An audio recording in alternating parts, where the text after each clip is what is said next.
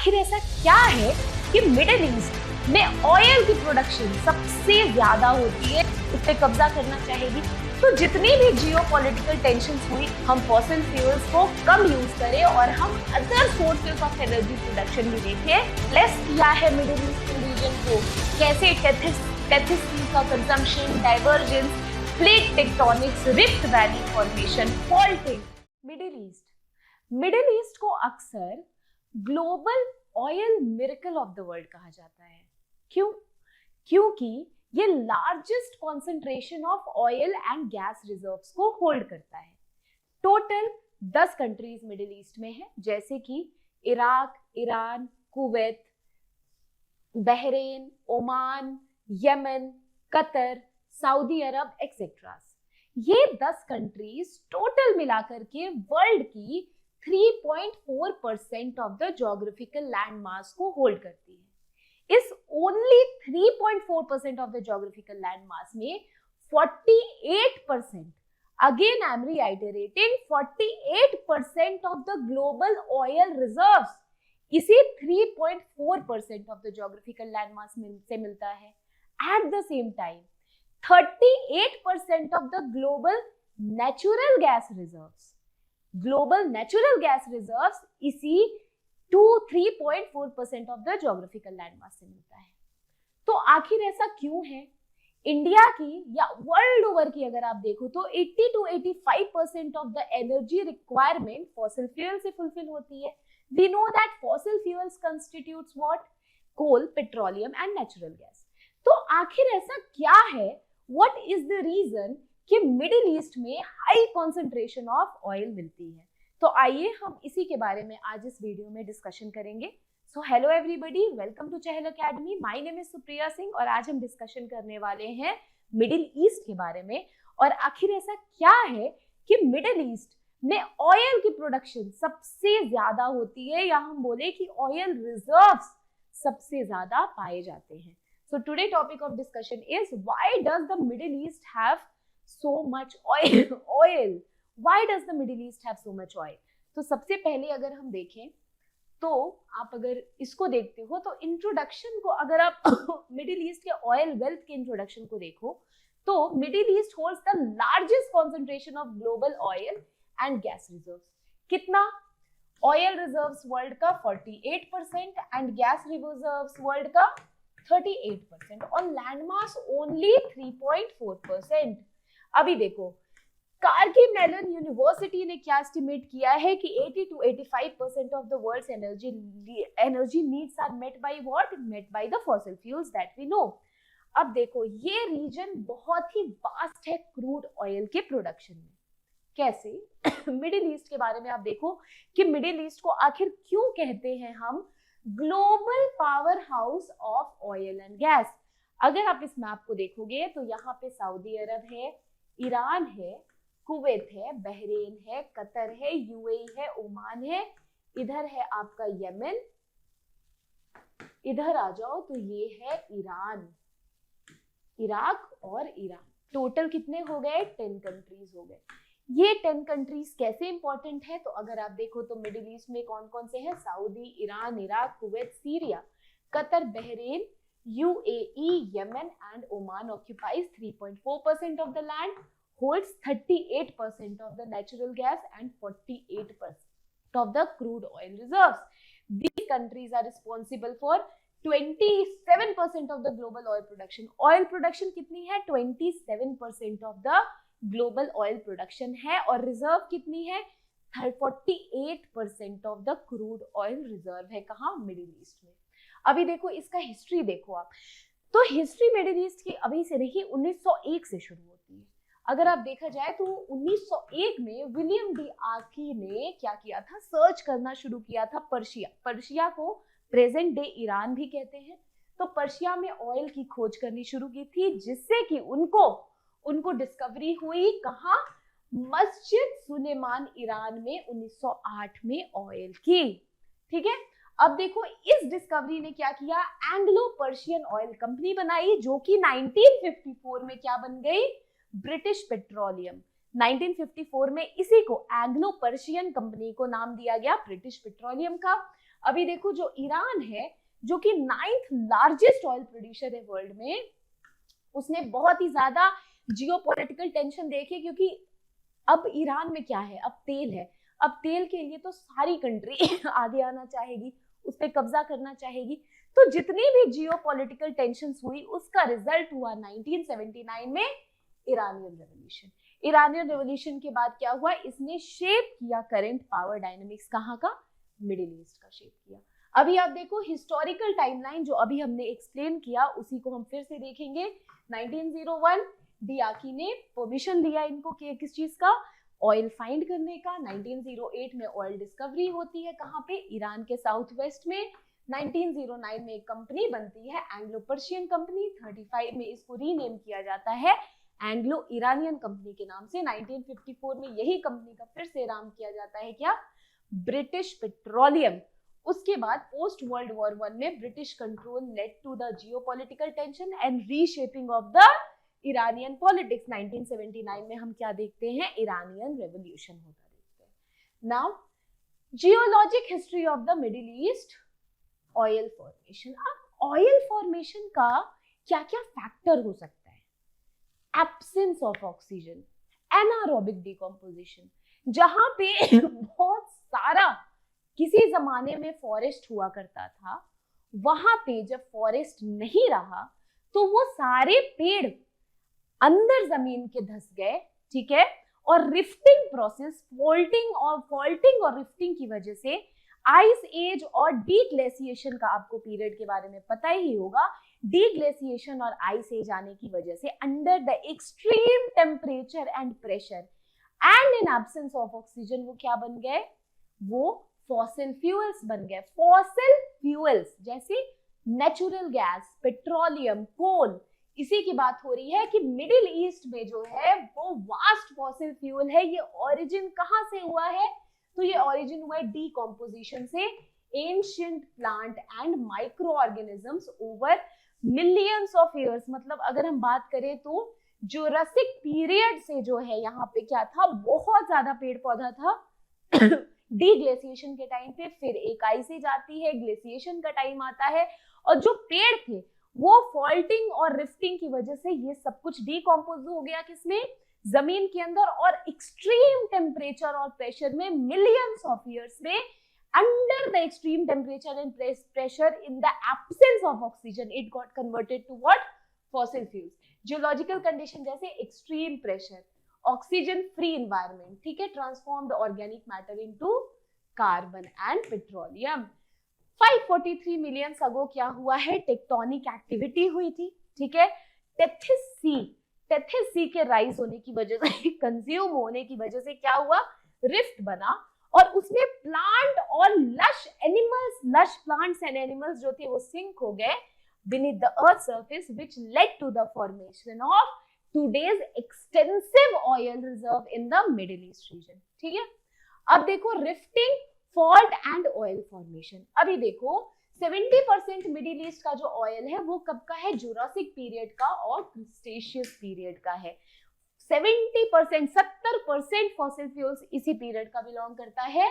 Massive quantities of hydrocarbon emerge due to geological events creating the Persian Gulf and Red Sea. अभी भी अगर आप देखोगे तो ये जो अफ्रीका का जो पार्ट है और ये सिनाई पेनिनसुला है, यहाँ पे आपका अरेबिया आ जाता है, तो इसको क्या कहते हैं, इसको कहते हैं गल्फ ऑफ अकाबा, ठीक है। और इसको क्या कहते हैं, इसको कहते हैं gulf of Suez.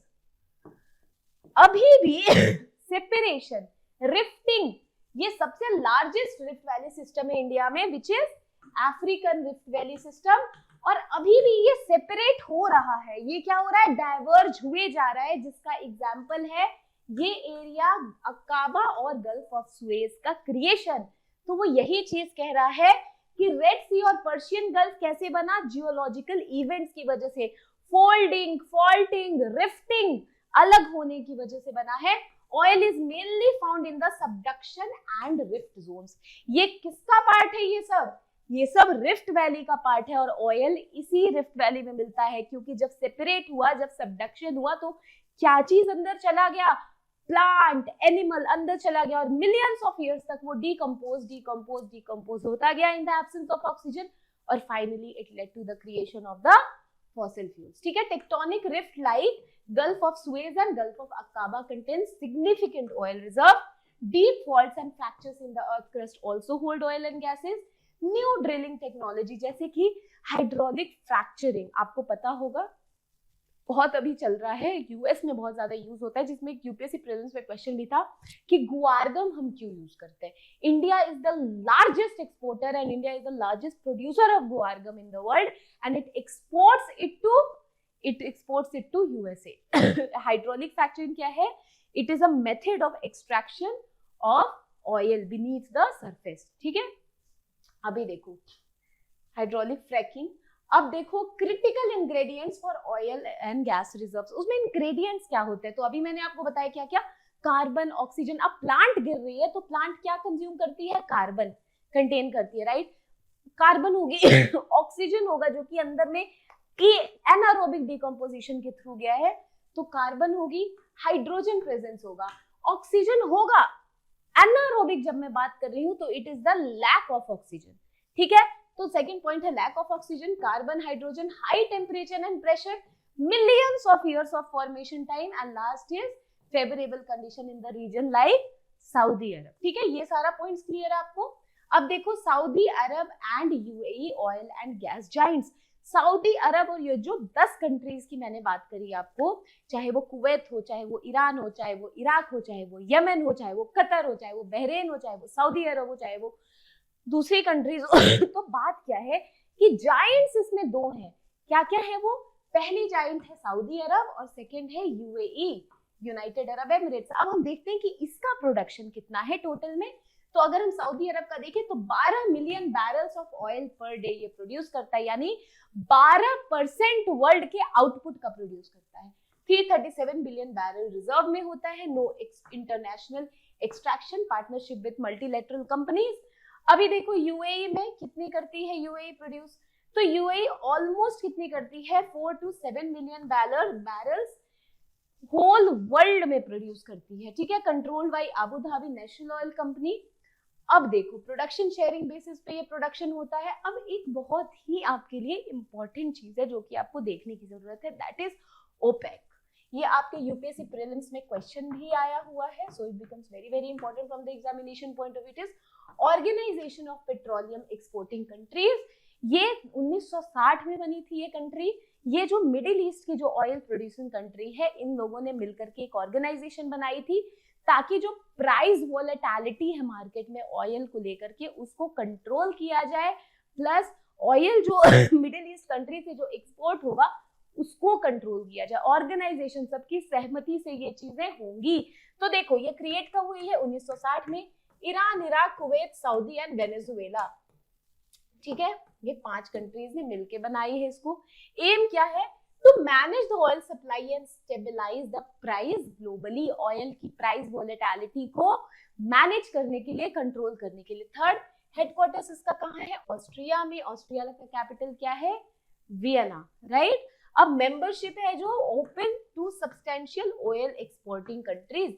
It is not just Middle East हुआ the part of this OPEC, rather it is membership is also given to the countries जो कि ऑयल एक्सपोर्ट करते हैं। इसीलिए आपको पता होगा कि अभी ओपेक के अलावे एक और ऑर्गेनाइजेशन बनी है। यूपीएससी प्रीलिम्स में इस पे क्वेश्चन भी शायद आ रखा है, ओपेक प्लस। तो ओपेक तो ऑयल प्रोड्यूसिंग कंट्रीज है जो कि ओपेक की मेंबर है, राइट। ओपेक प्लस वो कंट्रीज है जो ऑयल प्रोड्यूस कर रही है लेकिन वो ओपेक की मेंबर नहीं है। तो ये भी इंपॉर्टेंट है, इसको भी यूपीएससी के पॉइंट ऑफ व्यू से देखना। कार्बन रिजॉइंड इन जुलाई। गैबोन ने छोड़ दिया था।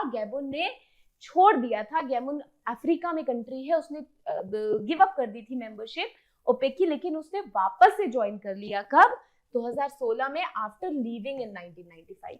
2019 के अकॉर्डिंग अभी 14 मेंबर हैं, जैसे कि Iran, Iraq, Kuwait, UAE, Saudi, Algeria, Libya, Nigeria, Gabon. ये सब कहाँ है? Algeria, Libya, Nigeria, Gabon African countries है। Equatorial Guinea, Republic of Congo, Angola, Ecuador and Venezuela. Venezuela कौन सी कंट्री है? South American. यानी कि ओपेक में कौन कौन सी कंट्री है, अफ्रीकन कंट्रीज है, साउथ अमेरिकन कंट्री है और मिडिल ईस्ट कंट्रीज है, ठीक है। अब देखो ये उसी का मैप है, कंट्रीज का दे रखा है। एंड दिस फ्यूचर डाइवर्सिफिकेशन, अभी देखो हमें पता है कि जो ऑयल एंड नेचुरल गैस है, जो फॉसिल फ्यूल्स है, they are limited in nature, right, limited in nature. तो क्या होगा कि इसका सस्टेनेबल यूज होना चाहिए, ठीक है, प्रेजेंट को तो होना चाहिए, फ्यूचर जनरेशन भी हैम्पर नहीं होनी चाहिए। और हमने अभी थोड़ी देर पहले एक बात करी कि 80 to 85% ऑफ द प्रोडक्शन हम किससे करते हैं, अपने एनर्जी नीड्स को फुलफिल किससे करते हैं, फॉसिल फ्यूल से करते हैं। तो क्या हमें किसी ऑल्टरनेटिव को नहीं देखना चाहिए? अगर ये फॉसिल फ्यूल्स अगर खत्म हो जाती है, अब मैं 2 वजह बताऊंगी यहाँ पे। पहला वजह मैं आपको बताऊंगी कि डाइवर्सिफिकेशन मतलब सिर्फ पेट्रोलियम और नेचुरल गैस पे हमें डिपेंड नहीं रहना है, हमें दूसरे सोर्स ऑफ एनर्जी पे भी डिपेंड रहना है अपने एनर्जी नीड्स को फुलफिल करने के लिए। मतलब कि आज की डेट में अगर हम 80 से 85% अगर हम डायरेक्ट उस पे डिपेंडेंट है फॉसिल फ्यूल्स पे, तो हमें इसे कम करना होगा। 60%, 50%, 40%, 20% लाओ। तो डाइवर्सिफिकेशन मतलब दूसरे एनर्जी नीड्स, उसके 2 रीजन है। पहला, प्राइस वोलेटिलिटी को कंट्रोल करने के लिए, ठीक है, प्राइस वोलेटिलिटी को कंट्रोल करने के लिए। और दूसरा, क्योंकि ये फॉसिल फ्यूल्स जो है ना बेटा, ये लिमिटेड इन नंबर है। क्या है ये? लिमिटेड इन नंबर है, एक दिन ये एग्जॉस्ट हो जाएंगे। तो बहुत जरूरी है कि हम क्या करें, इस पे काम करें, राइट, हम फॉसिल फ्यूल्स को कम यूज करें और हम other sources of energy production भी देखें, डाइवर्सिफिकेशन की तरफ जाए। अभी देखो इकोनॉमिस्ट ने प्रेडिक्ट भी किया है कि diminishing demand for middle eastern oil में इम्पैक्ट द रीजनल इकोनॉमीज। ये प्रेडिक्ट किया है, लेकिन क्या ये जरूरी नहीं है? ये बिल्कुल जरूरी है, क्योंकि वर्ल्ड ओवर अगर हम एसडीजी गोल्स की बात करें तो उसमें भी हमने वादा किया है कि हम क्या करेंगे, सस्टेनेबल कंजम्पशन एंड प्रोडक्शन करेंगे। ऑल्सो हम बात करें तो इंडिया भी अपने solar energy capacity and needs को इनहैंस कर रही है, चाहे वो इंटरनेशनल सोलर अलायंस हो, चाहे वो COP26 या COP25 या COP24 की कमिटमेंट्स हो, राइट। उसी तरह से देखो reliance on oil and gas reserve is high among Middle Eastern country.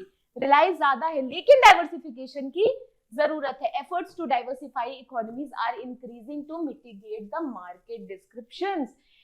बहुत जरूरी है कि हम क्या करें, एफर्ट करें, क्या, डाइवर्सिफाई करने के लिए अपने नीड्स को। लेकिन ऐसे कयास लगाए जा रहे हैं कि हो सकता है कि मिडिल ईस्टर्न कंट्री जिसका सबसे ज्यादा इनकम किस चीज से है, ऑयल प्रोडक्शन से है, उसकी इकोनॉमी पे असर पड़े। लेकिन एक तरफ हम देखेंगे तो हमारे लिए भी ये एक क्रिटिकल सिचुएशन है कि हमें अपने largest energy needs middle east के ऑयल इंपोर्ट पे डिपेंड रहना पड़ता है। तो this is important for us, but economically this would be impacting as per the speculation and anticipating whom it would be impacting the Middle East, ठीक है। Saudi Arabia और Dubai जो है, they are leading in diversification efforts. Saudi Arabia और ये जो है ये कोशिश कर रहे हैं, लीड कर रहे हैं डाइवर्सिफिकेशन एफर्ट्स में। अभी देखो Dubai revenue from oil has dropped to less than 2% from 43%। अब देखो, अब ये कोशिश कर रहे हैं कि ऐसा ना हो कि ऑयल जो है डिमांड कम होगी मार्केट में तो शायद हमारा इकोनॉमी क्रैश कर जाएगा, इसीलिए हमें भी डाइवर्सिफिकेशन की जरूरत है। हम भी सिर्फ अपनी डिपेंडेंसी जो है वो फॉसिल फ्यूल्स प्रोडक्शन पे नहीं रख सकते।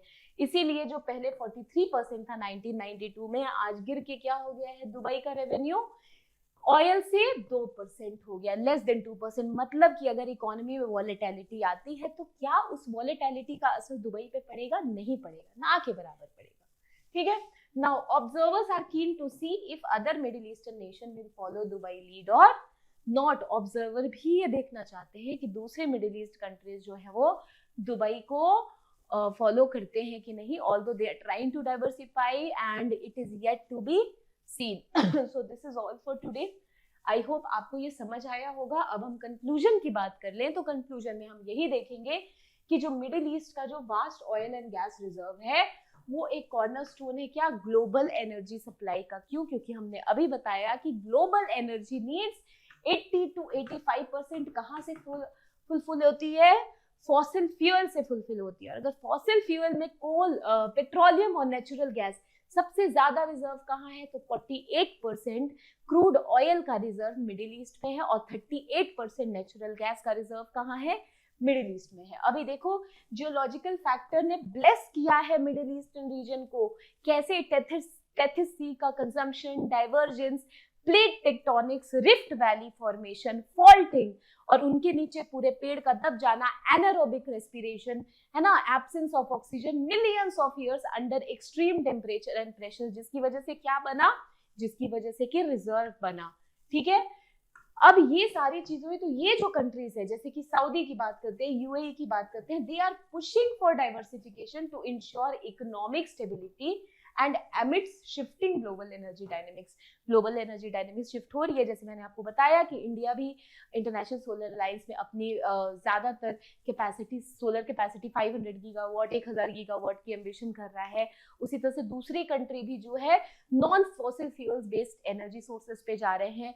तो जो इकोनॉमिस्ट ने जो प्रेडिक्ट किया है कि अगर ये चीजें होती हैं तो क्या होगा, इकोनॉमी मिडिल ईस्ट का कोलैप्स करेगा। तो इससे बचने के लिए जो मिडिल ईस्ट कंट्री हैं वो क्या कर रही हैं, वो अपनी डाइवर्सिफिकेशन कर रही हैं कि इनके ऑयल से आज के डेट में सबसे ज्यादा रेवेन्यू आता है, लेकिन अब ऑयल से रेवेन्यू कम आए और बाकी चीजों से रेवेन्यू बढ़े, जैसे कि यूनाइटेड अरब एमिरेट्स, राइट, उन्होंने क्या किया है, 2% पे आ गए हैं। तो अभी देखो बाकी, the future will reveal how successful these efforts will be in sustaining their economy beyond fossil fuels. तो it is yet to be seen, but बहुत ज्यादा एंटिसिपेट किया जा रहा है कि इनके डाइवर्सिफिकेशन एफर्ट्स जो है वो कहीं ना कहीं बहुत ही सक्सेसफुल होंगे। क्यों होंगे, क्योंकि आज के डेट में फॉसिल फ्यूल्स लिमिटेड है और एनर्जी डिमांड बढ़ रही है, पॉपुलेशन भी बढ़ रही है, तो कंजम्पशन बढ़ रही है। हम नॉन फॉसिल फ्यूल्स की तरफ बढ़ रहे हैं, लेकिन फॉसिल फ्यूल्स की डिमांड भी कम नहीं हो रही है। लेकिन अगर होगी ज्यादा डिमांड, अगर कम होगी, अगर हम डाइवर्सिफिकेशन, क्लाइमेट चेंज को हम ध्यान में रखते हुए और अपने पेरिस क्लाइमेट डील की कमिटमेंट को फुलफिल करते हुए अगर हम फॉसिल फ्यूल्स की कंजम्पशन को लिमिट करेंगे, अपने आप को डाइवर्स करेंगे, हम इंपोर्ट कम करेंगे, तो उनको भी अपने आप को डाइवर्स करना पड़ेगा। उनको भी अपनी जो सोर्स ऑफ रेवेन्यू है वो सिर्फ ऑयल पे डिपेंड नहीं रहना पड़ेगा, उनको डिफरेंट सोर्सेज पे रहना पड़ेगा। तो ये हमारे लिए और ऑयल एक्सपोर्टिंग कंट्रीज के लिए, दोनों के लिए क्या है, विन विन सिचुएशन है और ये प्राइस वोलेटिलिटी को क्या करेगी, कंट्रोल करेगी। सो आई होप आपको ये वाला डिस्कशन समझ आया होगा। और अगर आपको किसी भी रिलेटेड, किसी भी चीज के रिलेटेड डाउट है तो please write your doubt in the comment section, we would try to answer your doubt. Also अगर आपको कोई भी दूसरा क्वेश्चन है इससे रिलेटेड तो आप वो भी कर सकते हो। मेरा एक छोटा सा रिक्वेस्ट है, जो भी इसमें डेटा मैंने आपको बताया था 38% please note it down somewhere, क्योंकि this is very very important from your mains point of view, आप इसको कोट करोगे, ठीक है। So thank you so much, have a great day. I hope आपको ये लेक्चर समझ आया होगा। For more such content related information and video, do not forget to like and subscribe Chahal Academy. So see you in the next video, friends. Thank you so much. Bye bye.